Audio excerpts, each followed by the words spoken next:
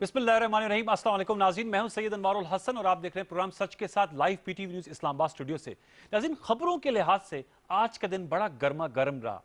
अफवाज पाकिस्तान के तर्जुमान major general Babar Iftikhar साहब का कहना है कि चंद हफ्ते कबल army chief general Qamar Javed Bajwa साहब से नून लीग के रहनुमा और साबिक गवर्नर सिंध मोहम्मद जुबैर साहब ने 2 मुलाकातें की, एक अगस्त के एंड में और एक सितंबर में, जिसमें मरियम नवाज और नवाज शरीफ से मुतल्लिक मामलात पर बात हुई। और आर्मी चीफ का इस मौके पर यह कहना था कि जो नवाज शरीफ और मरियम नवाज साहबा के सियासी मामलात हैं वो पार्लियामेंट में तय होंगे और जो उनके कानूनी मामलात हैं वो अदालतों में तय होंगे। पाक फौज का इससे कोई लेना देना नहीं। इससे कबल और ये भी साथ में उन्होंने कहा कि इन दोनों मुलाकातों में DGISI भी मौजूद थे।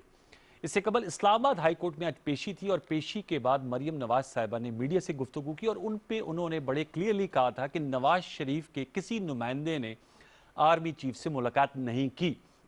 तो एक तरह से जो उन्होंने बात की थी उसकी नफी हो गई कि मोहम्मद जुबैर साहब ने मुलाकात की। साथ में उनका यह भी कहना था कि जो मुलाकात जो APC के एक दिन बाद जिसकी खबर आई कि 15 सियासी पार्लिमानी रहनुमाओं की मुलाकात हुई थी और गिलगित बल्तिस्तान और इंतखाबात और वहाँ पर उसकी जो सियासी और आइनी और कानूनी हैसियत है उस पर बात हुई, उस पर भी मरियम नवाज साहिबा का ये कहना था कि जो इशूज़ हैं इस पर ना सियासी क़यादत को बुलाना चाहिए और नया सियासी क़यादत को जाना चाहिए। इन मामलों पर बातचीत के लिए जिसे आना है वो पार्लिमान में आए।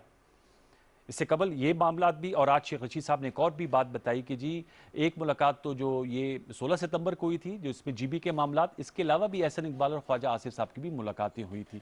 तो आज की में हम ये जानेंगे कि एक तरफ ये सियासी बयानिया है नवाज शरीफ साहब का कि फ़ौज जो है वो स्टेट ओवर स्टेट की वो बात करते हैं और दूसरी तरफ जुबैर साहब की मुलाकात। और मैं उनका एक इंटरव्यू भी सुन रहा था जिसमें उन्होंने कहा उनके 40 साल पुराने ताल्लुकात हैं आर्मी चीफ से और उनकी 4 घंटे की तवील मुलाकात हुई जिसमें ये मामलात भी सामने आए। अगरचे उनका ही दावा है कि उन्होंने कोई रिलीफ नहीं मांगा, लेकिन DGISPR साहब का कहना है कि उन्होंने मरियम और नवाज शरीफ साहब के हवाले से बातचीत हुई थी। तो ज़रा नून लीग का सियासी बयानिया और हकायक और इन मुलाकातों पर भी बात करेंगे, साथ में PTI का भी मौक़िफ़ लेंगे कि वो तो हमें लगता है कि आप बड़ी कंफर्टेबल पोजीशन में आ गए हैं क्योंकि APC का जितना जोर था उसका ब्लो बैक आ गया है इन मुलाकातों और इनमें जो कही गई बातें हैं उनके मंजर-ए-आम पर आने से। इस हवाले से गुफ्तगू करेंगे। 2 हमारे साथ नुमाइंदा पार्लियामेंटेरियंस इस वक्त इस्लामाबाद स्टूडियो से मौजूद हैं। उनका तारुफ मैं आपसे कर दूँ। हमें इब्राहिम खान साहब ने ज्वाइन किया, पाकिस्तान तहरीक इंसाफ से मेंबर कौमी असम्बली हैं और मुल्तान से इलेक्ट होकर आए हैं। यूसुफ रज़ा गिलानी साहब को आपने शिकस्त दी थी, आपका बहुत शुक्रिया इब्राहिम खान साहब। डॉक्टर निसार चीमा साहब PMLN से आपका ताल्लुक है, मेंबर कौमी असम्बली हैं, उनसे गुफ्तगू करेंगे। चीमा साहब आपसे मैं गुफ्तगू का ज़्यादातर सवालों करूँ आपकी जानिब होगा। सर ये तो मरियम नवाज साहबा की बात की तरदीद हो गई और उन्होंने कहा नवाज शरीफ साहब का कोई नुमाइंदा आर्मी चीफ से नहीं मिला। DGISPR साहब का कहना है कि मोहम्मद जुबैर साहब मिले और मोहम्मद जुबैर साहब ने ये माना है कि उनकी मुलाकातें हुई हैं। तो ये क्या वजह, कोई डिस्कनेक्ट है या मरियम साहबा को मालूम था वो नहीं बताना चाह रही थी या उन्होंने डिसोन कर दिया जुबैर साहब को? नहीं, अनवर साहब ये फरमाएं कि मोहम्मद जुबैर साहब ने कब ये कहा है कि मुझे नवाज शरीफ साहब ने भेजा है या मरियम नवाज साहबा ने भेजा है? वो तो कह रहे हैं कि मेरे कई दहाइयों पे मुहीत हैं, जो ताल्लुकात हैं 40 साल पुराने हैं, मैं कई बार मिलता रहता हूँ और मैं कोई रिलीफ लेने नहीं गया, मैं वहाँ गया हूँ, बल्कि मुझे कहा गया कि आप किस लिए आए हैं, क्या आप चाहते हैं। तो मैंने कोई ऐसा रिलीफ ना मांगा है, ना कोई ऐसी बात है, मिलने की ख्वाहिश ना मुझे मियाँ नवाज शरीफ साहब ने भेजा है। चले उनके पुराने बगौर उनके पुराने ताल्लुकात हैं, लेकिन एक बात अनवर साहब, उसमें DGISI का भी मुलाकात में शरीक होना, अगर कोई पर्सनल ताल्लुकात हो उसमें DGISI की मौजूदगी की क्या वजह है? मुझे ये फरमाएं कि क्या ये तल्ख हकीकत नहीं है कि यहाँ मामलात जो हैं वो जो जिनके पास ताकत है, मुक्तदर जो कुव्वतें हैं उनके पास है और वो असरअंदाज होती हैं, इसमें क्या शक है? नहीं तो फिर आपने APC में जो एलामिया दिया, पिछले मैं आपसे सर सवाल कर, जो एलामिया दिया आपने तो अब इस अहद किया है कि जी हमने ऐसा डेमोक्रेसी लेकर आनी है जो कि ट्रांसपेरेंट हो, प्योर डेमोक्रेसी हो, स्टैब्लिशमेंट के रोल को ख़त्म करना है। एक तरफ आपका ये बयानिया है, दूसरी तरफ आप लोग मुलाकातें भी कर रहे हैं। मुझे ये फरमाएं कि जो बयानिया है मियाँ नवाज शरीफ साहब का, अनवर साहब, जो उनका खिताब है उसके 3 बुनियादी नुकात हैं और मुझे बता दें कि आप जैसा एक दानिशवर साफ़ी या इस मुल्क का कोई बाशऊर आदमी उससे इख्तलाफ कर सकता है। पहला नुकता ये है कि अवाम की राय का एहतराम होना चाहिए और हक की हुक्मरानी अवाम का है, इससे तो कोई इख्तलाफ नहीं, इससे कोई इदारा भी इख्तलाफ नहीं कर सकता। जी बिल्कुल।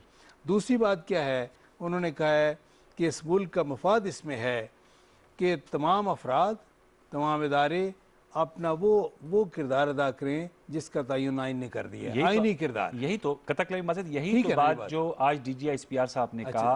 उन्होंने कहा, आर्मी चीफ ने भी कहा कि जी जो सियासी मामलात हैं वो पार्लियामेंट में तय करें और कानूनी मामले अदालत यही में। होना चाहिए। आइनी किरदार जो है, जो आइन ने दस्तूर ने तय कर दिया है, हर फर्द को, हर इदारे को उस आइनी किरदार तक महदूद कॉल रहना ऑफ फेल में चाहिए। तजाद ही नजर आ रहा है तीसरी बात जो है किसके, नून लीग के। नहीं मैं समझा कि जब आप कॉल ऑफ फेल के तजाद में आए नहीं कि आप एक तरफ तो कह रहे हैं कि जी कोई रोल नहीं होना चाहिए, नहीं, तो मुलाकातें कर रहे हैं। मुझे ये फरमाएं, मुझे बात ये है अनवार साहब, तीसरा जो मैं पहले मियाँ साहब की बात मैं मुकम्मल कर लूँ। जी जी मियाँ साहब का, मियाँ नवाज शरीफ का जो तीसरा नुक्ता था वो ये है कि इस मुल्क में मीडिया को, सहाफ़त को आज़ाद होना चाहिए, उस पर कोई कदगन नहीं होनी चाहिए, किसी सहाफ़ी पे पाबंदी नहीं होनी चाहिए, ना उसको मुलाजमत से निकलवाना चाहिए, ना उसको उठाना चाहिए, ना उस पर तशद्दुद होना चाहिए। मीडिया को भी आज़ादी के साथ अपना रोल प्ले करने की इजाज़त होनी चाहिए। ठीक है। मुझे ये फरमा दें कि ये जिस्ट है, नहीं, ये जिस्ट नहीं, अब ये देखें ना, आपको ये पूरी है बात बताया ना, मेरे मियां पास नवाज उनकी पूरी शरीफ- तकरीर है। मियां नवाज शरीफ नहीं सर, के- ये तो आप, उन्होंने जी। ये बातें भी की हैं, लेकिन जी। वो बातें भी की हैं जो आप नहीं बयान कर रहे, जिसका जी, मेरा फरमाएं। इस मुलाकात जी। से जिक्र कर रहा जी, फरमाएं कि कौन सी उन्होंने स्टेट ओवर द स्टेट। मुझे ये फरमाएं। अब इस पे मेरा आपसे सवाल ये है, दसबस्ता सवाल ये है कि ठीक है, आप लोगों का एक बयानिया है और he is entitled to his opinion, वो ये बात कर रहे हैं, लेकिन ये तकरीर कर रहे हैं, उससे सितंबर के इब्तिदा में जुबैर साहब मिल रहे हैं as is imagery, Nawaz Sharif साहब के, मरियम नवाज साहबा के नुमाइंदे के तौर पे मिल रहे हैं। तो जो आप तकरीर कर रहे हैं, तो उस तकरीर में और आपके जो अमल है उसमें फ़र्क नहीं है? वैसे वाज़ेह मैं तौर पे? आपको बताऊं, आपको क्या लगता है, सिद्ध के दिल से बताएं, फ़र्क नहीं है? अनवार साहब मुझे ये बताएं कि जिनके पास इस वक्त पूरी दुनिया को पता है, पूरी कौम को पता है, कि आपको नहीं पता कि जो ताकत जिनके पास है वो जो है वो उनका यानी कि कंट्रोल किस हद तक है, आपको नहीं पता, हर बंदे को मेरा पता है। सवाल ये है कि जा- आपका जो बयान यानी है, अगर जो आपको आपके नहीं- पॉलिटिकल सपोर्टर्स हैं, सवाल उनको ये है- धचका लगा होगा कि नहीं लगा नहीं, होगा? सवाल ये है कि अगर जिनके पास ताकत है, जो ये है कि जो जिनके यानी कंट्रोल जिनके हाथ में है, उनसे अगर ये कहा जाए कि मेहरबानी करके, मैं ये है कि मैं अगर मुझे मौका मिले, मैं ज़रूर ये कहूँ कि मेहरबानी करके देखें। बात ये है कि तो कह दिया ना इलामिये में, मुलाकात करने की क्या जरूरत पेश आई? अनवार साहब बिलाखिर मैं आपको बता दूं, बिलाखिर आज से 40 साल, 50 साल, 100 साल, 200 साल बाद ये सफर जारी रहता है, कई बार सदियां लग जाती हैं। आपको वैसे क्या आपका क्या रिएक्शन था जब आपको इस मुलाकात का पता चला? आपको इल्म में था पहले से? नहीं, मुझे नहीं पता था, मुझे नहीं पता। क्या लेकिन रिएक्शन था इनिशियल? नहीं, मैं तो देखे कह रहा हूँ कि जी ये वो खुद कह रहे हैं कि मैं कोई मियां नवाज शरीफ के ने मुझे नहीं भेजा, ना मैं ये कि उनका नुमाइंदा बन के गया। चीमा साहब चले, अब आपकी ये जरूरत है, आपने अपने पोजीशन लेनी, में आपको बताता हूँ, लेकिन हमारे साथ मौजूद lieutenant general retired Amjad Shoaib साहब, उनसे भी जरा नुक्ता नजर लेते हैं। जनरल साहब अस्सलाम वालेकुम। वालेकुम सलाम। जनरल साहब, डॉक्टर साहब चीमा साहब है, बड़े मोहतरम है हमारे, और इब्राहिम खान साहब दोनों पार्लियामेंटेरियंस है। बताइए कि सर ये APC हुई और नवाज शरीफ साहब ने स्पीच की, निसार चीमा साहब कह रहे हैं उन्होंने कौन सी गलत बात की? उन्होंने कहा कि हुक्मरानी आवाम की होना चाहिए, शफाफ इंतखाबात होने चाहिए, और जिस जिस इदारे का जो रोल है वो जो आइन में तयन उसके तहत अपना रोल अदा करें। साथ में ये मुलाकातों की भी खबरें आ रही हैं, मरियम साहिबा भी कह रही थी कि जी जो मामला हो पार्लियामेंट में डिस्कस हो। आपका क्या इससे क्या कंक्लूजन इन्फर करते हैं, क्या हो रहा है और होना क्या चाहिए? बिस्मिल्लाहिर्रहमानिर्रहीम। पहले तो चीमा साहब को मेरा बड़ा सलाम कहिए। जी, मेरा भी सलाम मोहतरम है मेरे लिए। वो भी वालेकुम सलाम कह रहे हैं जी। बात यह है कि मियाँ साहब ने ये तकरीर करके अपने आप को एक्सपोज किया और ये वाजे किया कि मैं सियासत में बिजनेस के लिए आया हुआ हूँ, मैं लीडर नहीं हूँ। क्योंकि उन्होंने अपना 22 साल दुख वो खोलना शुरू कर दिया। कौम के दुख जो दरमियान में आए उनकी तो बात ही कोई नहीं। और वो जो दुख था उनका वो ये था कि मुझे बंदूक की नोक पे निकाला। और भाई कभी अपने अंदर भी झांक के देखें कि आपने अपने अरसे में क्या किया। वो जो हुकूमत थी इनकी, एक सदर की छुट्टी कराई, एक चीफ ऑफ आर्मी की कराई, सुप्रीम कोर्ट पे हमला किया, रफीक तारड़ को ब्रीफ केस दे के तो भेजा के जाके जजों को खरीदो फरोख्त करो, उसने बगावत करा दी पैसे दे दे के लोगों को। फिर अमीरुल मोमिनीन बनने का शौक आ गया, फिर चल के तो वो एक शरीयत बिल ले आए। फिर जब मुशर्रफ को पढ़े तो रिएक्शन आ गया। कभी इंसान को अपनी गलतियों पे भी नजर दौड़ा लेनी चाहिए कि मेरे सींग क्यों हर जगह फंस जाते हैं। मैं गुलाम साथ के साथ नहीं रह सका, किसी आर्मी चीफ से। लेकिन वो कहते हैं कोई भी वजीर आजम अपनी टर्म नहीं पूरी कर सका ना शुएब साहब। वो भी झूठ, वो भी झूठ। अब देखिए यूसुफ गिलानी के केस में ये खुद अदालत में गए और इनकी तकरीरें हैं जिसमें ये कहते रहे कि यूसुफ गिलानी घर जाओ, बरी हो जाओगे तो वापस आ जाना, हाँ कह रहे थे, तेरा कोई काम नहीं। तो ये इतना झूठ बोलते हैं, इनकी तो कुटी में हड्डी हड्डी में झूठ है। खाना काबा में बैठ के उन्होंने झूठ बोले हुए हैं। लोगों ने पूछा, ने कहा जी हमने तो मुशर्रफ से कभी मुआहिदा किया ही नहीं। खाना काबा में बैठ, इनके जो हालात है ना, इनको झूठ इनका ले बैठेगा।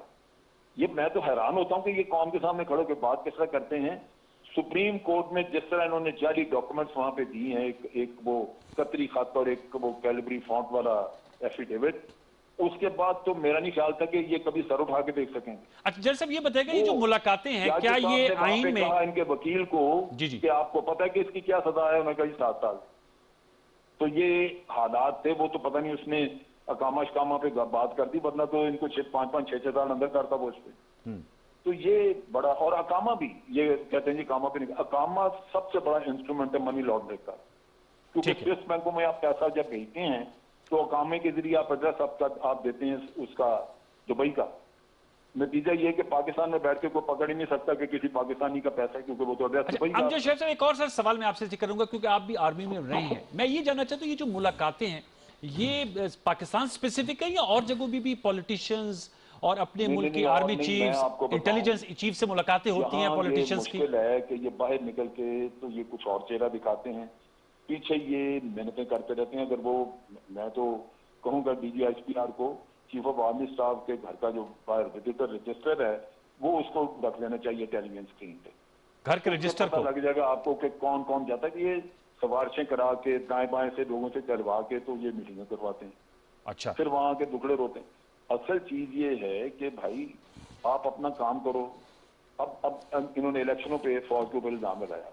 फौज ने कहा था कि आप हमसे इलेक्शन करवाओ। खुद इन्होंने हर शहर में अपनी पुलिस को पोलिटिसाइज किया, वो अपने बंदे लगाए हुए, एक दूसरे पे एतबार नहीं कर सकते। चले अब जैसा मेरे साथ रहेगा जरा, मैं चाहूंगा इब्राहिम खान साहब भी हमारे साथ मौजूद है। इब्राहिम साहब वैसे इस पे कोई कबात नहीं है कि अगर पॉलिटिकल पार्टीज के जो पार्लिमानी रहनुमा है उनकी आर्मी चीफ से मुलाकात होती है, DGISI से होती है और सिक्योरिटी इश्यूज डिस्कस हो रहे होते हैं, नेशनल सिक्योरिटी इश्यूज के डिस्कस हो रहे होते हैं, तो इसमें कोई कबात नहीं है। तो फिर ये वावेला क्यों खड़ा किया जा रहा है अगर इनकी मुलाकातें हुई हैं तो इस पे क्या कबात? देखिए अगर कौमी इश्यूज पे होती हैं तो किसी को कोई इतराज कोई नहीं है। इतराज नहीं। बात ये है, ये अपने पर्सनल इंटरेस्ट के लिए जहाँ भी जाते हैं अपने पर्सनल इंटरेस्ट को कौमी इंटरेस्ट पे फौकियत देते हैं। जब ये फौकियत दे के बात करेंगे पर्सनल इंटरेस्ट की, इंस्टीट्यूशंस, पाकिस्तान के इंस्टीट्यूशंस इस मुल्क के मफाद के लिए हैं, किसी के पर्सनल इंटरेस्ट के लिए नहीं। इनकी अभी डेफिनेशन फरमा रहे थे कि जी मियाँ साहब चाहते हैं कि जी अवाम की राय को मुकद्दम रखा जाए। जब तक इनको इलेक्ट किया जाए तो राय मुकद्दम हो जाती है, कोई और बन जाए तो जी किसी और ने इनको लेके आ गए हैं, ये वोट को इज्जत दो। ये मकसद इस किस्म के जो है वो नैरेटिव जो है डेवलप करने की कोशिश करते हैं। तो ये हरगिज़ नहीं होना चाहिए। फिर कह रहे थे कि इदारों के मुतालिक कि जी इदारों को जो है जी अपनी लिमिट्स के अंदर रहना चाहिए। बिल्कुल सही कहा इन्होंने, लेकिन जब खुद ये इक़्तिदार में आते हैं तो ये अपनी लिमिट से बाहर निकल जाते हैं। अब आपको मैं याद दोबारा दिलाऊंगा कि जस्टिस कयूम वाला कि जी बड़े मियाँ साहब कह रहे हैं इन्हू इन्ने साल दे दो, इन्हू इन्ने साल दे दो। ये इदारों के अंदर रह के बात करने वाली बात है। ये जो कह रहे हैं ट्रुथ एंड रिकंसिलिएशन कमीशन बनाया जाए APC का एलामिया, ताकि तमाम जो माजी की गलतियां हैं उनको डॉक्यूमेंट करके आगे बढ़ा जाए। सर आप एग्री करते होना चाहिए? उसके लिए बिल्कुल होना चाहिए, लेकिन उसके लिए सिंगल पॉइंट एजेंडा होना चाहिए और वो होना चाहिए पाकिस्तान के मफादात को मुकद्दम रख के पाकिस्तान के नेशनल इंटरेस्ट पे बात करें। आप जब आप अपनी पर्सनल इंटरेस्ट को वॉच करने के लिए आप कहेंगे जी APC बुला लें और उसमें ये तो 11 जमातें थी ऑपोजिशन। सर 11 जमातें, मुझे ये बताएं ना कि उन जमातों के हेड्स कौन हैं? फैमिली ओन्ड बिजनेसेस हैं सारे। अब सबसे बड़ा इशू ही यही है कि अगर विद इन द पार्टीज अगर जमहूरियत नहीं है और फैमिली ओन्ड है तो फिर जब वो अपने फैमिली इंटरेस्ट को प्रोटेक्ट करने की बात करेंगे, आप उधर से बैठ के नेशनल इंटरेस्ट की बात करेंगे तो कैसे रिकंसिलिएशन होगी?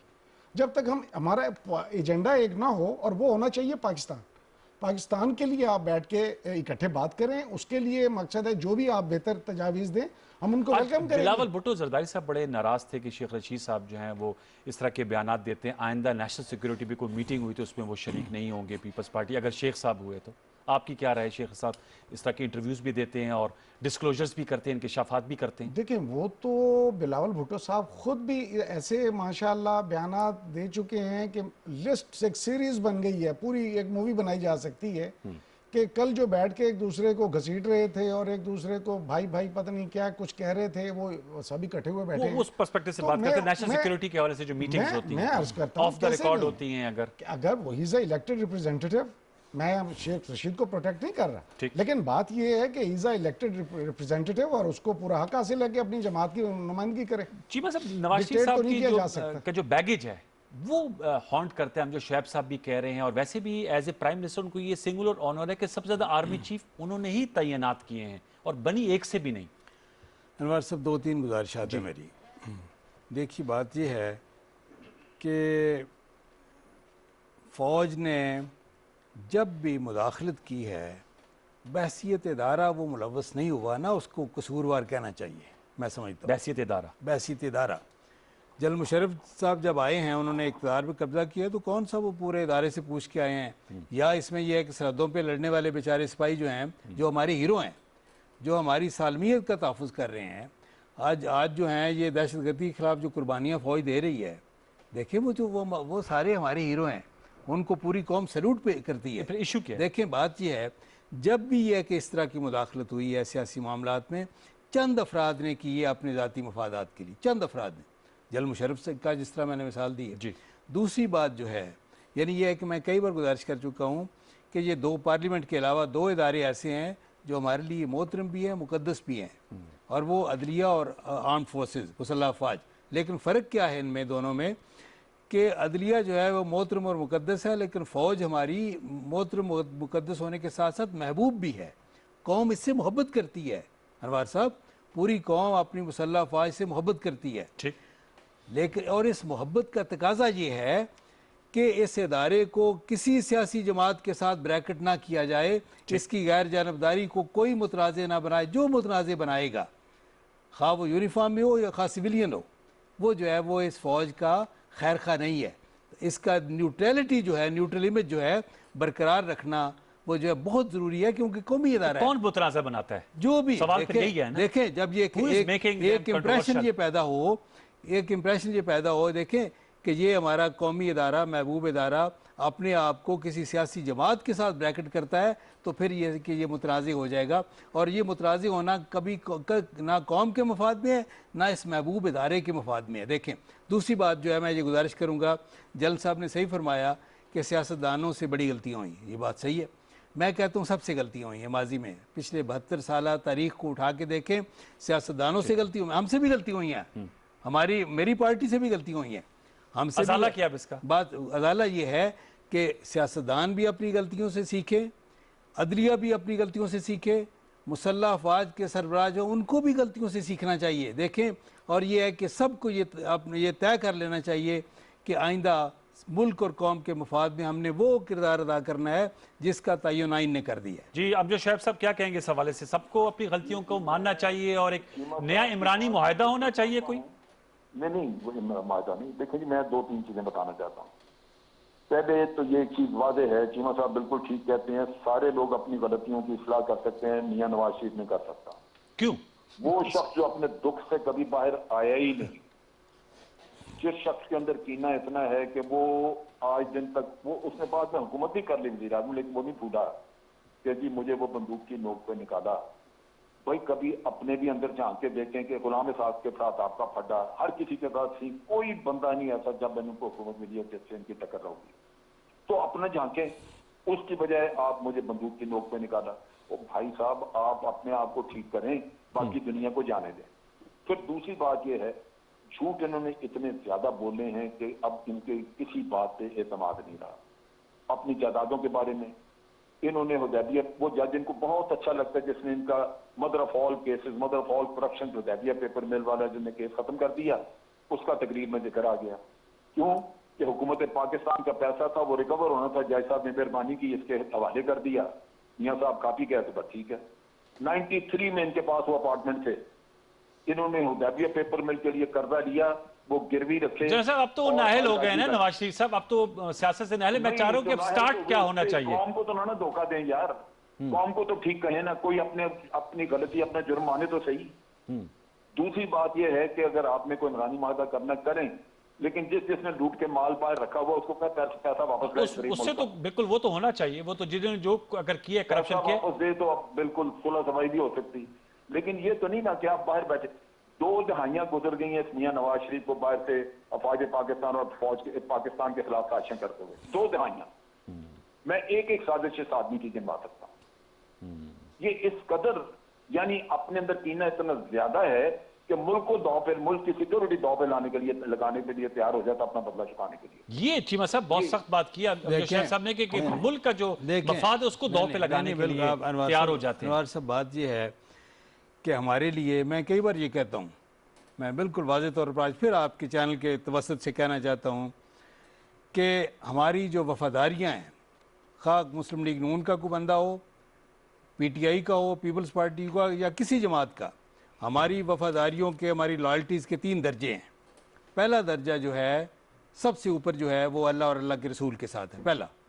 दूसरा दर्जा हमारी लॉयल्टीज़ का वो है पाकिस्तान के साथ, कायद आज़म के साथ और इकबाल के साथ।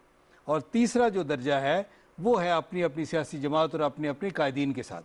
देखिए, बात यह है, ये हकीकत है कि जो मुल्क के मफाद के ख़िलाफ़ किसी को हक नहीं पहुँचता कि वो जो है वो किसी कीमत पे मुल्क के मफाद को नुकसान पहुँचाए। मैं आपसे पूछता हूँ, जल साहब से पूछता हूँ, यकीनन इनका भी दिल दुखा होगा और मुमकिन है कि इन्होंने उसका इजहार भी किया हो कि जब हमारा प्राइम मिनिस्टर जाके कहता है ईरान में कि पाकिस्तानी सरजमीन इस्तेमाल हुई ईरान के ख़िलाफ़ दहशतगर्दी के लिए, क्या ये मुल्की मफाद में था? क्या ये कहना मुल्की मफाद में था कि अलकायदा के दहशतगर्दों को ISI ने ट्रेनिंग दी? ये इमरान खान साहब के अल्फाज है, आपको याद है? ये तो इब्राहिम साहब क्या जवाब देंगे। क्या ये जो है ये मुल्की मफाद में था कि अपने कौमी इदारों को आप दुनिया के सामने बदनाम करें और बेबुनियाद झूठा इल्ज़ाम लगाएं? ISI ने कब अलकायदा के दहशतगर्दों को ट्रेनिंग दी है? दहशतगर्दी के खिलाफ जो ISI और पाकिस्तानी मुसल्लह अफवाज की कुर्बानी है, पूरी दुनिया में उसकी मिसाल नहीं मिलती। तो हर किसी को अपने बयानात बड़े सियाको सबाक के साथ और मुताद तरीके से देने चाहिए। सबको एहतियात करनी चाहिए। इब्राहिम साहब, अर्ज करना चाह रहा हूँ, अब ये शिकवा जवाब शिकवा में मैं बात तब्दील नहीं करना चाहता। इतना मॉरल करेज होना चाहिए कि एक तरफ वो कितना कह रहे हैं कि इदारे के खिलाफ बात नहीं करनी चाहिए जो आपकी सिक्योरिटी का जामिन है, और दूसरी तरफ उठ के पहले अटैक ही उसी इदारे पे करते हैं कि जी हमारी लड़ाई इमरान खान से नहीं है, आपको लाने वालों से है। आपको भाई कि अवाम से है। कौन लाया? आपने गिलानी साहब को मैं हराया था, अर्ज करता हूँ ना जी, मैं यही अर्ज कर रहा हूँ कि आप डिफाइन करें कि वो लाने वाले में कौन है। आप जूम आनी बात करके अवाम को गुमराह करने की कोशिश करते हैं और फिर बड़ी मीठी मीठी बातें करके और फिर दोबारा। अब ये चैप्टर सर, मैं आज आपको एक बात चीज़ बता रहा हूँ, ये मेरी एक पर्सनल परसेप्शन है। क्या? कि ये 2 खानदान, अल शरीफ खानदान और अल जरदारी खानदान, अगर ये पाकिस्तान की सियासत में दोबारा किसी हैसियत में भी कोई आ जाते हैं किसी हवाले से, तो फिर पाकिस्तान का अल्लाह हाफिज़। तो शहबाज शरीफ साहब भी MNA हैं, इनकी ये चीमा साहब भी MNA सर वो तो इनके 100 मरियम नवाज साहब नायब सारे सदर हैं, सारे हैं। लेकिन मैं सिर्फ इतना सा मैं अर्ज करना चाहता हूँ कि आप इनको सिक्योरिटी रिस्क समझ रहे हैं। सर लाल मीडिया से उठा के, और मैं कहता हूँ वो डान लीक्स और विकी लीक्स और पता नहीं मोदी की डायरेक्ट मकसद लैंडिंग विदाउट एनी पासपोर्ट, ये तो 2 कौमी नजरिए के खिलाफ। मोदी के जीत की ख्वाहिश का इजहार तो इमरान खान सब करते रहे। 22 करोड़ अवाम में जो वाहिद आदमी थे जो उसकी जीत की ख्वाहिश का पर्सपेक्टिव था कि शायद कश्मीर का मामला जो है वो शायद बेहतर जाएगा, लेकिन वो तो उल्टा चला गया। देखें सर, उल्टा भी नहीं गया। आज मैं ये भी थोड़ा सा डिफेंस इसका आपको बता दूं, हुआ ये 370 की एब्रोगेशन से ये हुआ जो हम फंस गए थे लोकलाइज्ड जो है म्यूचुअल उसमें एक कॉन्ट्रैक्ट में शिमला मुआहदे के तहत, उससे अब निकल के दोबारा बॉल जो है वो UN के कोर्ट में चली गई है, इंटरनेशनलाइज हो गई है। एक सवाल का जवाब, क्या ये फैसला करना कि नवाज शरीफ को या आसिफ अली जरदारी को आना चाहिए या नहीं आना चाहिए, ये PTI ने फैसला करना है या पाकिस्तान की आवाम को हक हासिल है? और जो अदालतों में क्या ये पाकिस्तानी आवाम, क्या पाकिस्तानी आज भी अगर आप पाकिस्तानी आवाम की गालिब अक्सरियत मियां नवाज शरीफ को समझती है अपना मकबूल लीडर महबूब, तो उनको हक नहीं है? मुझे एक सेकंड बात करने दें जी। ये फैसला कि इन दोनों को सियासत में आना चाहिए नहीं, ये हर जी होश और हर सूझबूझ वाले आदमी और हर मुहब्बे वतन आदमी को करना चाहिए। ये किसी एक की बात नहीं है। और इमरान खान को भी अपने मुंह को जबान को लगाम देनी चाहिए। जो जो बयानात उसने दिए हैं, ना इल्म होता है उतना, ना उतना पढ़ा होता है, ना पता है, बयानबाजी आप कर देते हैं। नतीजा ये कि आप बिल्कुल गलत बात कर रहे हैं। कभी अलकायदा यहाँ ट्रेन नहीं हुई, कभी ये जो मुजाहिदीन या जो लड़ते रहे इनका नहीं, वो सोवियत जहाज था जिसका कभी किसी जमाने में हुआ। जो आज का मसला है वो आपको पता होना चाहिए कि क्या है। ठीक। तो ये सारे एक कोई लाइल्मी की या कम इल्मी की बुनियाद पे अपने लैक ऑफ होमवर्क की वजह से बातें कर देता है, कुछ अपने बुक्स की वजह से कर देते हैं, कुछ अपनी करप्शन के छुपाने में। नतीजा ये कि मुल्क का तो बेड़ा गर्क हुआ ना। आज इंडिया में देखें शादियां में उनको मौका मिल गया, उन्होंने जनाब जो मियां नवाज शरीफ के बयान को पकड़ के उन्होंने सुर्खियां लगाई हैं, पूरी दुनिया में उन्होंने आपका एक तरह से तमाशा बना ठीक है रामजद साहब, आपका ये मुंबई नुक्ता अटैक बड़ा के आम हवाले है से कि बाकी सबको सीरीज मोहतात है। होकर जो है वो बयान देने चाहिए, और हमारी पॉलिटिक्स का अलमिया यही है कि हमें चाहिए कि अब अपनी गलतियों से सबक सीखें और आगे बढ़ें। वी होप एंड प्रे कि हम आगे बढ़ेंगे और जो पॉलिटिकल पार्टीज़ हैं वो अपना रोल अदा करेंगी। अफवाज पाकिस्तान का जो रोल है वो अदा कर रहे हैं। हमें अपने इस सेगमेंट को यहाँ क्लोज करना होगा। ऑन दिस नोट मैं बहुत शुक्रिया अदा करूँगा डॉक्टर निसार चीमा साहब आपका, इब्राहिम खान साहब आपका बहुत शुक्रिया, और लेफ्टिनेंट रिटायर्ड अमजद शुएब साहब आपका भी बहुत शुक्रिया। व्यूअर्स एक ब्रेक लेंगे, ब्रेक के बाद आएंगे तो इस्लामाबाद में जो जराइम की शरह है उसमें इजाफा हो रहा है, इसकी क्या वजह है। खसूसी गुफ्तगू करेंगे इंस्पेक्टर जनरल पुलिस इस्लामाबाद से और उनसे जानेंगे कि इस्लामाबाद पुलिस इस सिलसिले में क्या काम कर रही है। ज़रूर देखिएगा, एक छोटा सा वक्फा लीजिए, प्रोग्राम सच के साथ रहिए।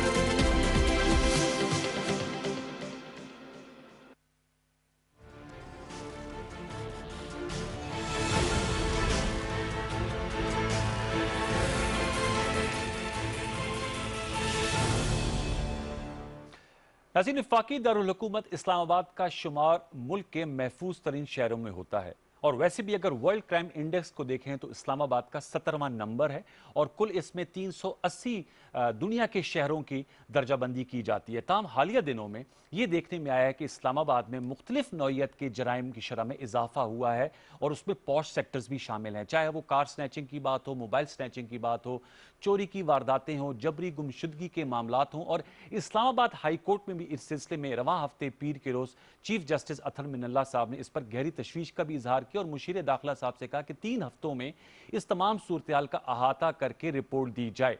असल हकीकत क्या है, इस्लामाबाद जो कि एक सेफ सिटी है पाकिस्तान का, और सेफ सिटी प्रोजेक्ट भी यहाँ पर मौजूद है, वो कहाँ तक फाल है। फिर मुख्तलिफ किस्म की एडवाइजरीज भी मीडिया में चल रही हैं, चाहे वो US का जो सफारत खान है उनकी एडवाइजरी हो, दूसरी तरफ जो पुलिस है उनका क्या मौक़िफ़ है। ये सारी सूरत हाल चूँकि हम ये शो इस्लामाबाद से ही करते हैं, तो इस तनाज़ुर में हमने ज़रूरी समझा कि क्यों ना इस्लामाबाद के जो इंस्पेक्टर जनरल पुलिस है उनसे पूछा जाए और उनके सामने तमाम सवालात रखे जाएं जिनकी बास गश्त हम मीडिया में भी सुन रहे हैं और देख रहे हैं। तो हमें बहुत खुशी है, and we are honoured to have with us inspector general police Islamabad Mohammad Amir Zulfikar Khan sahab. बहुत शुक्रिया जी साहब कि आपने हमें वक्त दिया। मैं आपसे जानना चाहूँगा आपकी मौजूदगी का फ़ायदा उठा के कि जितने भी सवालात आ रहे हैं मीडिया में या जो इस्लामाबाद के शहरी हैं उनके जहनों में वसवसे हैं, खौफ है, खदशात हैं, आपसे मैं जानना चाहूँगा कि वर्ल्ड क्राइम इंडेक्स में तो हम 17वें नंबर पे हैं, जो कि एक अच्छा फिगर है। 2018 में मैं देख रहा था हम 142वें नंबर में थे, तो उस लिहाज से तो हमने इंप्रूवमेंट की है। फिर क्या वजह है कि आमिर जुल्फिकार साहब के इस्लामाबाद में जराइम में इजाफा हो रहा है, मोबाइल स्नैचिंग है, कार स्नैचिंग है, जबरी गुमशुदगी। इस्लामाबाद हाई कोर्ट ने भी नोटिस लिया और आप भी उस पेशी में मौजूद थे, सच क्या है बताइएगा। जी बिस्मिल्लाहिर्रहमानिर्रहीम। एक तो thank you very much for giving me this opportunity to present to you the police point of view के क्या एग्जैक्टली सिचुएशन है। उसके ऊपर जब ये मुख्तलिफ सोर्सेज से इंफॉर्मेशन आने लगी तो मैंने उसका अहाता किया और ज़ाहिर है जो अपना ग्राउंड लेवल पे SHO लेवल्स पे भी मीटिंग हुई और हमने पूरे के पूरे क्राइम का जो मुकाबला है 2019 से 18 से पिछले सालों से वो तमाम हमने उसको एक थ्योरेटिकल एनालिसिस भी किया और प्रैक्टिकल एनालिसिस भी किया। ठीक। देखिए, जो वर्ल्ड क्राइम इंडेक्स का आपने हवाला दिया, दैट्स एन इंडिपेंडेंट ऑर्गेनाइजेशन।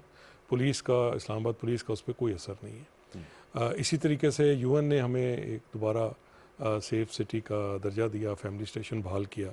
ये मैं यहाँ पे बताना चाहता हूँ कि 2008 के बाद ये बहुत बड़ी सक्सेस है गवर्नमेंट की और इस्लामाबाद पुलिस की और बाकी तमाम स्टेक होल्डर्स की, कि ये सब की काविश से आज अल्हम्दुलिल्लाह इस्लामाबाद जो है दोबारा फैमिली स्टेशन के दर्जे पे इसकी बहाली हुई है। लेकिन कथक आमिर साहब कह रहे हैं यूएन ने 2008 के बाद अब पाकिस्तान 2019 में अगस्त में यूएन इस्लामाबाद से को फैमिली स्टेशन करार जी, दिया। ये फ़र्क ये है कि पहले नॉन फैमिली स्टेशन था। जब मैरिड बॉम्बिंग हुई थी तो वो उनके जो अफसरान आते थे, they were not allowed to bring their families. अब अल्हम्दुलिल्लाह they are allowed to bring their family. तो फिर ये यूएस ने क्यों अपने सिटीजंस को वार्न किया है? ये यूनाइटेड नेशंस, नहीं, मैं वैसे ही जानना चाह रहा हूं, आपने यूनाइटेड नेशन की बात की, आई गॉट योर पॉइंट, लेकिन क्या वजह है कि यूनाइटेड स्टेट्स की एम्बेसी उन्होंने अपने सिटीजन से कहा है कि इस्लामाबाद में जराइम बढ़ रहे हैं, लिहाजा आप लोग लो प्रोफाइल रखें, F10, F7, G6, F6, I9, I10, और आप लोग ज्वेलरी ना पहने, महंगी घड़ियां ना लें, पहन के फिरें, और एटीएम में भी एहतियात से। मैं इसकी तरफ अभी थोड़ी देर बाद में आता हूँ। पहले इस चीज़ का अहाता कर लें जो आपका पहला सवाल था, क्राइम सिचुएशन। जी जी। देखिए, क्राइम जो है अपना अनवार साहब, वो तो एक ऐसी हकीकत है कि जब से बनी नौ इंसान बना है, crime is part of the society. Police की एफर्ट होती है दो, एक होती है प्रोएक्टिव, उसकी रोकना उसको, और फिर ज़ाहिर है अगर क्राइम हो जाए तो उसकी डिटेक्शन। अल्हम्दुलिल्लाह पिछले 2 साल में पुलिस का कोई ऐसा क्राइम नहीं है, मे बी 1 या 2% के अलावा, जो मेजर क्राइम हुए, we have been able to trace them, if not completely at least partially. बड़े फेमस केसेस हुए हैं इस्लामाबाद में, मैं उस डिटेल में आपको कहाँ लेके जाऊँ, लेकिन जितने भी मेजर क्राइम्स हुए हैं इस्लामाबाद के, चाहे वो बैंक रॉबरी है, चाहे वो पोस्ट ऑफिस की रॉबरी है, चाहे वो एक हमारे फौजी का कत्ल हुआ था, या और इस तरह के जितने भी मैटर्स हैं, उसके अंदर पुलिस ने बड़ी एफर्ट की। और हमारे आपको पता है, हमारे 2 वाक़यात हुए जिसमें पुलिस के लोगों ने अपनी जान का नजराना पेश किया, चाहे वो गैंग्स हैं। So we have been able to trace them and arrest all the culprits. जहाँ तक स्ट्रीट क्राइम की बात है, ये एक अप एंड डाउन फिनोमेना है, and this is prevalent across the world in all major cities. आप किसी भी मुल्क का उसमें तजिया कर लें। मुनज़्ज़म ग्रो इसमें मुनज़्ज़म ग्रो नहीं है। इसके अंदर जो हमारी स्टडी है कि इसमें जो लड़के जिनको मोटरसाइकिलों पर वो कोशिश करते हैं कि मोबाइल स्नैच कर लें, पर्स स्नैच कर लें, और इसको भी जो हकीकत है वो बरक्स है जो एक मीडिया के अंदर ये चीज़ें चलाई गई।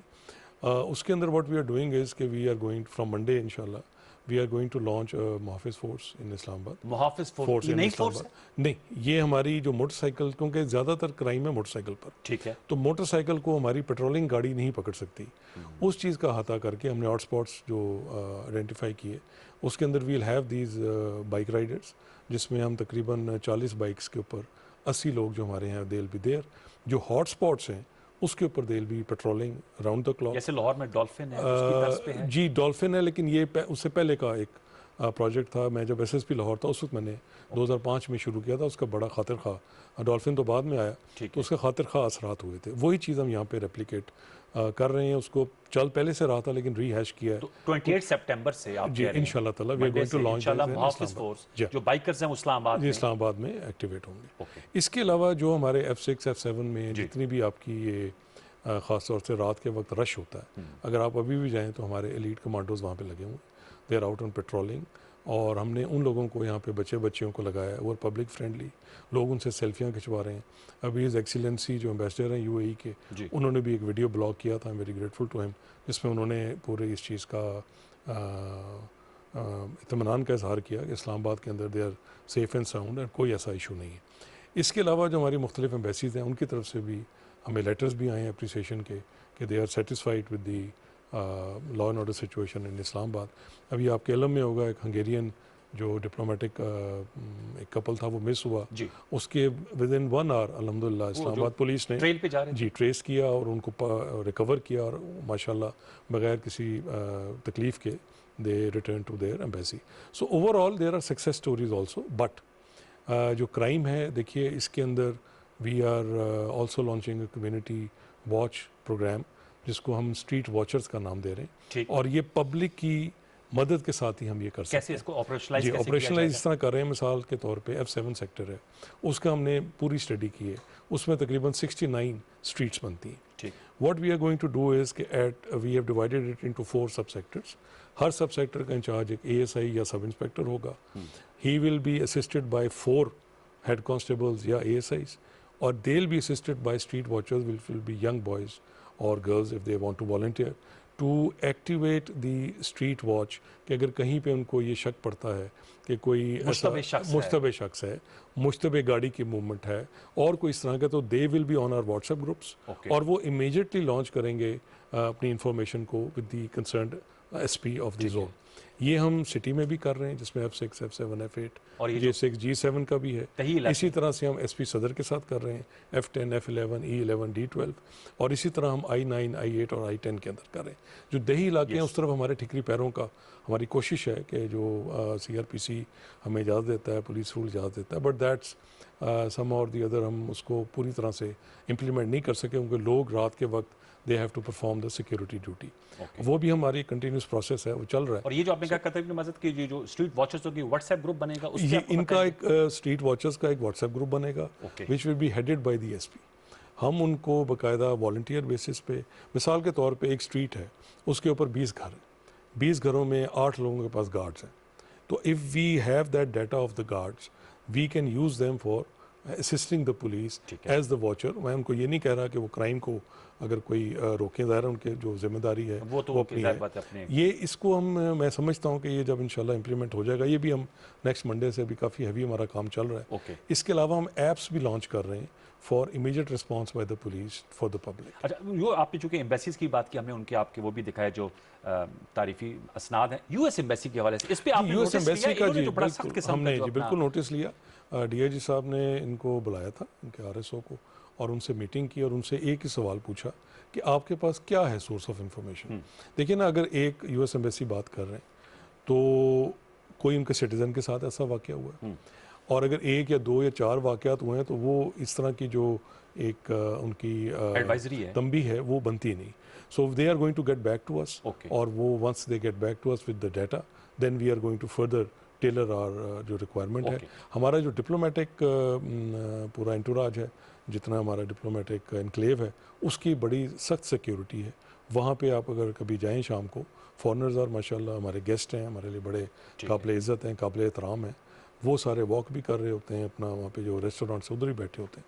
सो अल्हम्दुलिल्लाह मैं समझता हूँ कि एक सेटिस्फैक्ट्री लेवल है, बट इम्प्रूवमेंट का डेफिनेटली जो है। अच्छा, आमिर साहब ये मुझे जरूर बताएगा कि पुलिस का एक माइंडसेट और कल्चर भी होता है। ये मोटरवे गैंगरेप के वाक़े के बाद इस पे बहुत से हमने मुबाहिसे भी किए, आप भी एक बड़े ज़बरदस्त किस्म के पुलिस ऑफिसर, मैं आपसे जानना चाहूँगा कि इस्लामाबाद में IG जो थाना कल्चर है, जो पुलिस माइंडसेट है, इसको बदलने की आपने क्या कोशिश की? क्योंकि कुछ ऐसी भी मीडिया रिपोर्ट्स है कि यहाँ कोई जराइम के वाक़यात होते हैं, उन्हें रिपोर्ट नहीं करने से डिस्करेज किया जाता है ताकि आपका जो क्राइम इंडेक्स है वो ज़्यादा ना बढ़े। जी, ये भी मैं सवाल आपके सामने रखूंगा। ये बड़ा अच्छा आपने सवाल किया। देखिए, हमारे पास इस वक्त 5 या 6 सोर्सेज हैं। इसमें एक है हमारे जो PMDO पोर्टल है, प्राइम मिनिस्टर साहब का, जी, एक हमारा जी सिटीजन पोर्टल है, एक हमारे पास जो सुप्रीम कोर्ट के ऑर्डर पे हमने लास्ट ईयर एक पब्लिक कंप्लेंट रिड्रेसल सिस्टम बनाया था, वो है। फिर हमारे पास IG की अपनी एक ईमेल है, वो है। फिर मेरे पास वॉक इन जो सिटीज़न है उनका एक सिस्टम है, जो DIG साहब के पास, मेरे पास SPs, इवन SHOs के पास जाते हैं। जहाँ पे भी वर्किंग का हमें कहीं पे भी शिकायत आती है, आज ही मतलब हमने एक SHO सस्पेंड किया कि उसने टाइमली FIR नहीं काटी। अच्छा, सो इशू ये है कि बहुत सारी जगहों पे चूँकि एक तरह का मैं समझता हूँ परसेप्शन को बनाया जाता है कि शायद पुलिस जो है वो पर्चा काटने से हिचकिचा रही है। मैं ये तो नहीं कहता कि 100% कट रहा होगा, बिकॉज ज़ाहिर है वो एक बहुत बड़ा टॉल क्लेम है, बट हमारी कोशिश ये है सीनियर कमांड की कि जहाँ पे भी हमें इस तरह की शिकायत मिले, मिसाल के तौर पे मैंने आपसे भी डाटा शेयर किया जी, अभी डिकॉइटी है, डिकॉइटी में पुलिस SHO जो है वो वर्किंग कर ही नहीं सकता। उसकी वजह ये है कि जब भी 5 या 5 से ज़्यादा डाकू आएंगे तो एक ह्यू एंड क्राई पंच आएगा। हमारी जो ओपन डोर पॉलिसी है उसका मैं आपको ये ज़रूर अर्ज़ करूँ कि वन आई केम इन तो ट्विटर पे हमारे तकरीबन 18,000 फॉलोअर्स, आज वो तकरीबन 2.25 लाख हो गए।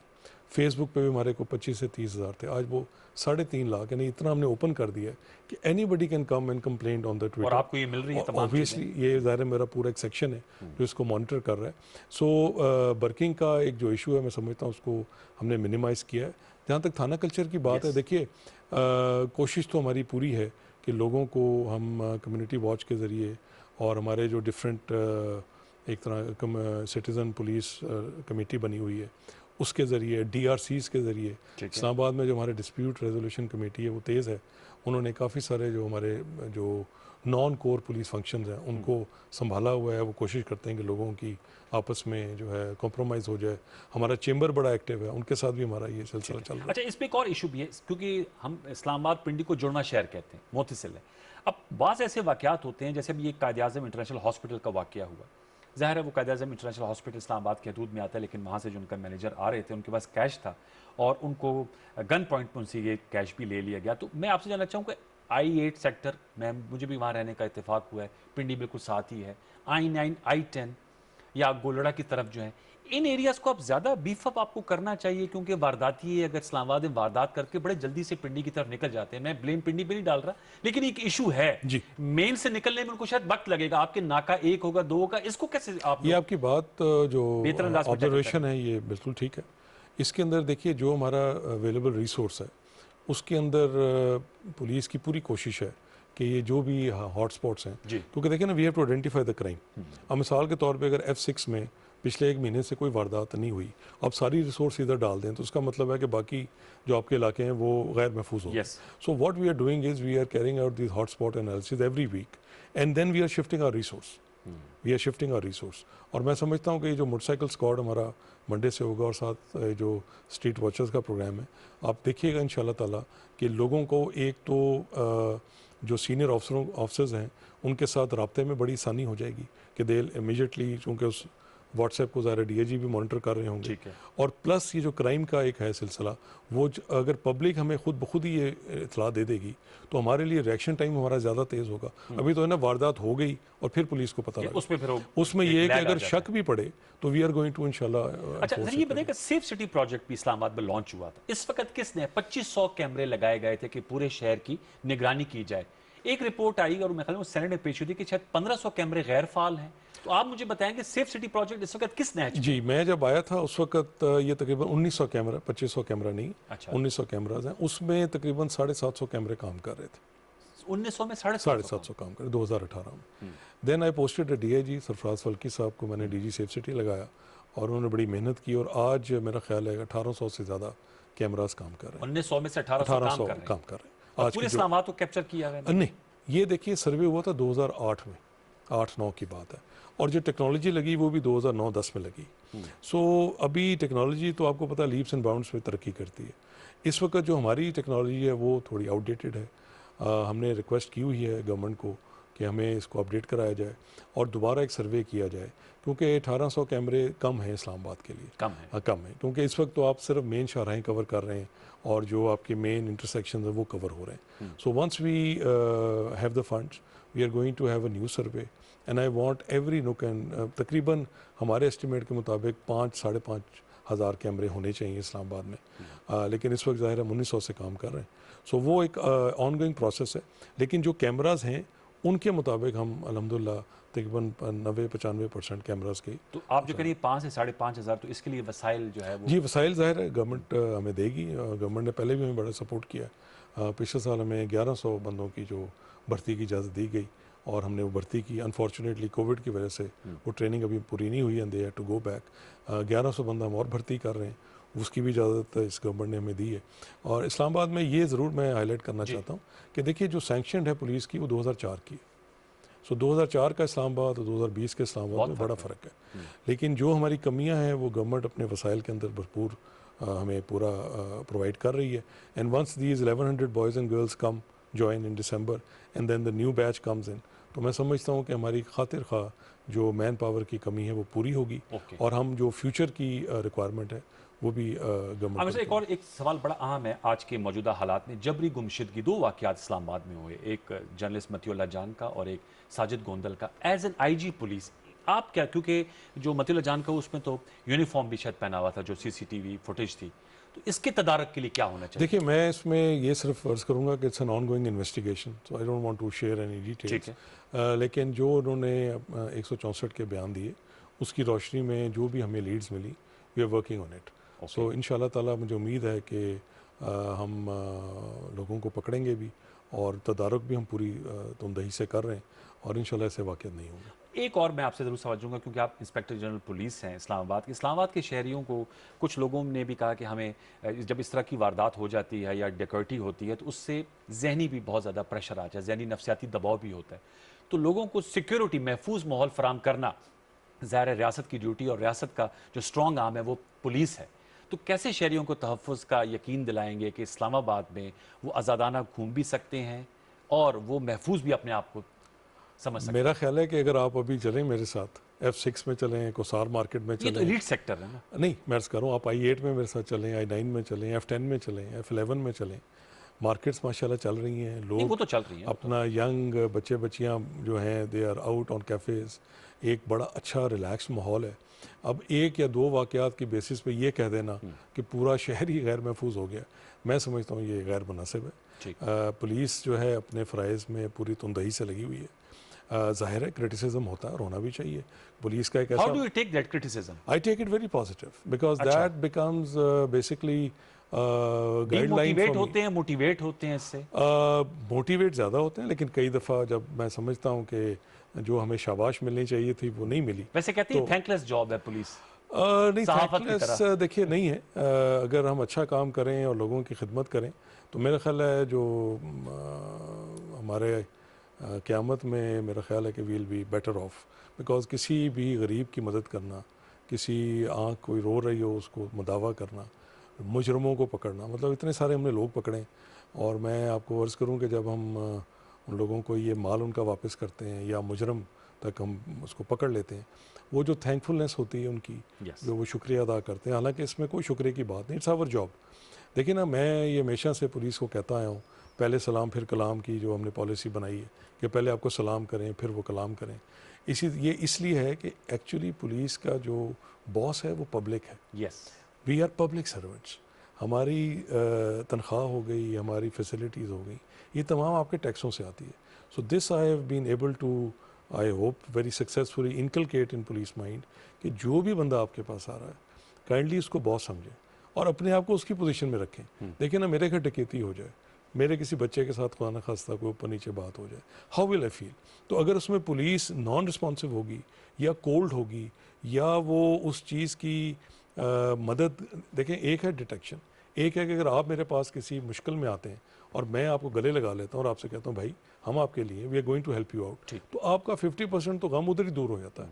लेकिन अगर मैं आपसे कहूँ कि आप पे ही शक करूँ या गैर मुनासिब आपसे ज़बान इस्तेमाल करूँ या गैर मुनासिब इखलाक करूँ, तो आप उसमें तो ज़ाहिर है अपना वो चीज़ भूल जाएंगे, you will get against the police. ये क्योंकि पुलिस का रवैया बहुत अहम है, क्योंकि ये हालिया जो वाक़यात है उसमें बड़ी है। एक और मैं लास्ट 2 क्विक क्वेश्चन, ज़ाहिर बात है कोविड भी इस वक्त उसका जोर टूट गया है, अल्लाह ताला का शुक्र है, लेकिन इस्लामाबाद में कहा जा रहा है कि दोबारा से ये क्रॉल बैक कर रहा है और इस्लामाबाद में पहले भी केसेस हुए थे। स्मार्ट लॉकडाउन, उसमें पुलिस का बड़ा रोल था, कुछ इस हवाले से बताएंगे कि कैसे आप लोगों ने टैकल किया और जो आपकी पुलिस की नफरी थी, क्योंकि ये ऐसी बीमारी है जैसे हर शख्स डरता है जी, ये तो बड़ी एक्सपोनेंशियल इसकी ग्रोथ हो इस्लामाबाद जाती है। पुलिस अल्हम्दुलिल्लाह मैं समझता हूँ कि डरने डरने वाली तो बात ही कोई नहीं, जो होना है वो तो फिर होना ही है। अगर मेरी मौत आनी है तो मैंने मर जाना है, उसमें मैं तो कुछ भी नहीं कर, चाहे कोविड से मरूँ या गोली से मरूँ, जिस तरह भी। ये जब कोविड आया था तो वी रियलाइज्ड कि this is going to be a very serious threat. और आपको इल्म है कि पहले जो हमारी बहुत सारी फॉरेन फ्लाइट्स थी वो भी इस्लामाबाद आई थी। तो डिस्ट्रिक्ट एडमिनिस्ट्रेशन के साथ मिलकर under the orders of the government Islamabad police ने इसको एक नेशनल ड्यूटी समझा। हमारे 170 के करीब लोग जो हैं वो कोविड से इफेक्ट हुए, अल्लाह की रहमत से उसमें कोई डेथ नहीं हुई। तो उसकी वजह यह है कि पुलिस हर नाके पे खड़ी थी। ये जितना स्मार्ट लॉकडाउन है इसको पुलिस ने इम्प्लीमेंट कराया और मैं यहाँ पे इस्लामाबाद के शहरियों का दिल की अता गहराइयों से शुक्रगुजार हूँ कि अनवार साहब एक भी इंसिडेंट नहीं हुआ जहाँ पे हमने रिक्वेस्ट की और लोगों ने उसको ना माना, चाहे वो शॉप्स की 5 बजे या 6 बजे क्लोजर थी, बंदिश थी, स्कूलों की क्लोजर थी, सैटरडे संडे। इसके अलावा जो एक बहुत बड़ा काम मैं समझता हूँ अल्लाह ने हमसे कराया कि we became the bridge between the donors and the donees. क्योंकि आपको पता है ये वो कौम है कि ये मुश्किल घड़ी में ऐसे खड़ी होती है कि दुनिया इसके ऊपर, अब देखिए ना जो हमारे प्राइम मिनिस्टर साहब की ये पॉलिसी है, this is being appreciated across the world कि we are one of those 7 countries in the world जिसने अल्हम्दुलिल्लाह अल्लाह के फजल से ये कोविड को कंट्रोल किया और इसी स्ट्रेटजी के मुताबिक किया। मैं ये समझता हूँ कि उसके अंदर जो हमने कई हज़ार बैग जो डोनर था उसको डोनी तक पहुँचाया और जो डोनी था उसकी हमने पूरी इज्जत नफ्स का ख्याल रखा। आई टोल्ड माई ऑफिसर्स कि किसी जगह पे कोई उनकी तस्वीर नहीं आनी चाहिए, क्योंकि हम देखें ना ये तो रब का करम है कि आज हम इधर बैठे हैं, काया पलटते तो मिनट लगता है। सो उस चीज़ को मद्देनजर रखते हमने वो किया। एक और चीज़ मैं आपसे शेयर करना चाहूँ कि मैंने एक प्रोग्राम देखा एक चैनल पे, उसमें उन्होंने कहा कि जो हमारे बच्चे हैं थैलेसीमिया के, उनके लिए खून की कमी हो गई, हमने ट्रांसमिशंस की बड़ी कमी हो गई जी, थी। खून की कमी हो गई। वो वैसे ही जैसे मैंने देखा, I called the gentleman and I told him कि जी आप कल ही अपनी टीमों को भेजें। उसमें इब्रार साहब आए थे जी। और वहाँ से सोहेल बड़ाई साहब का जो है ये सुंदस फाउंडेशन, वहाँ से आए थे लोग, और अल्हम्दुलिल्लाह इस्लामाबाद पुलिस ने कई 100 बोतलें जो हैं डोनेट की। चलिए तो उसमें मेरे ऑफिसर से लेके मेरे कांस्टेबल्स तक ने, तमाम ने डोनेट की, और मैं समझता हूँ एक सदका जारिया था। सो कोविड हो या जो भी हो जी, इस्लामाबाद पुलिस बिल्कुल बड़े ज़ोर शोर से अपनी जिम्मेदारियों का एहसास करती है। आप ज़रूर क्रिटिसाइज़ हमें करें, दैट्स योर राइट, लेकिन जहाँ हम अच्छा काम करें वो अप्रिशिएट भी करना उसको चाहिए। appreciate नहीं, भी वी करना डू एक्सेप्ट दिस। आपका बहुत शुक्रिया। Thank you very much. Inspector general police Islamabad Mohammad Amir Zulfiqar Khan sahab हमसे गुफ्तगू करते। We wish you best of luck. Thank you very viewers, हमने खुसूसी गुफ्तगू की आईजी इस्लामाबाद से, क्योंकि इस्लामाबाद में जो वाक़यात हो रहे थे उस हवाले से हम जानना चाह रहे थे कि पुलिस इस हवाले से क्या इक़दामात उठा रही है। मुख्तलिफ नुकात उठाए। उम्मीद है आपको ये गुफ्तगू पसंद आई होगी। मेरे ख्याल में जहाँ पर जैसे आईजी साहब कहते हैं पुलिस का ही काम है, वहाँ पर कम्युनिटी पुलिसिंग भी अब एक नया ट्रेंड है। हमें एज जिम्मेदार सिटीजन भी अपना किरदार अदा करना होगा, और हमें कोई ऐसी मुश्तबे मूवमेंट अगर नज़र आती है या कोई ऐसे हमें नज़र आते हैं कि कुछ लोग जो हैं वो सस्पेक्ट्स हैं, तो हम भी पुलिस के साथ एक अपना अच्छा लाइजन रखेंगे, तो फिर जो इस्लामाबाद का वर्ल्ड क्राइम इंडेक्स में 17वां नंबर है वो इंशाल्लाह और भी बेहतर हो जाएगा। इस उम्मीद और दुआ के साथ प्रोग्राम सच के साथ को यहाँ क्लोज करेंगे कि इस्लामाबाद जो कि सेफ़ एंड ब्यूटीफुल सिटी है, वो सही मानों में सेफ़ और ब्यूटीफुल सिटी भी हमें आने वाले दिनों में नज़र आए। कल तक लिए मुझे सैयद अनवारुल हसन और सच के साथ की टीम को इजाज़त दीजिए। आपसे मुलाकात होगी कल रात 10:05। तब तक के लिए अल्लाह ने के बाद।